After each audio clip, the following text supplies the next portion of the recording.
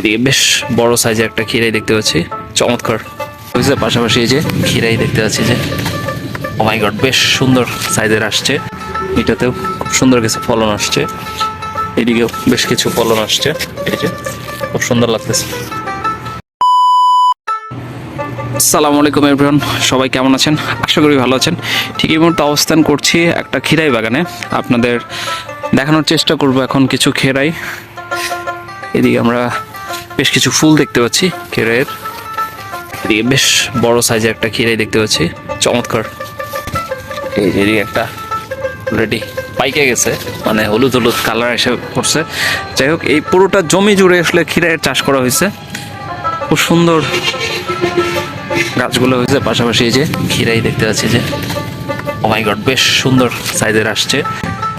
এদিকেও বেশ কিছু গাছ আমরা দেখতে পাচ্ছি, এই যে দেখছেন খুব সুন্দর সাইজের আসছে খিরাই।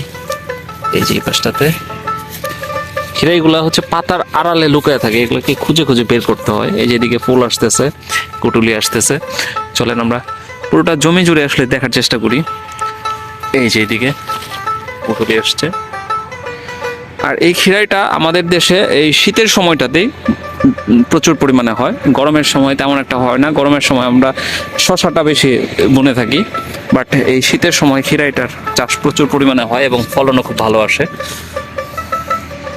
আর প্রত্যেকটা গাছই বেশ সুস্থ সবল এবং বেশ ভালো কিছু ফলন আসছে আমরা দেখতে পাচ্ছি। এই যে এটাতেও খুব সুন্দর কিছু ফলন আসছে, এদিকেও বেশ কিছু ফলন আসছে।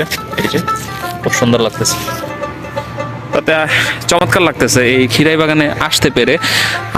আমাদের বাগানে প্ল্যান ছিল যে আমরা খিরাই বুনবো, কিন্তু যাই হোক বীজ সংগ্রহ করতে পারি নাই, আর ওইভাবে আসলে সময় হয়ে ওঠে নাই। পরবর্তীতে আমরা আমাদের বাগানে খিরাই আমরা বুনতে পারি নাই, কিন্তু খিরাই দেখে এই জায়গায় দেখে আমার মনে হইতেছে যে আমরা খিরাই না বুনে ভুল করছি, অন্তত নিজেরা বাগান থেকে ছিঁড়ে খিরাইগুলো খাইতে পারতাম।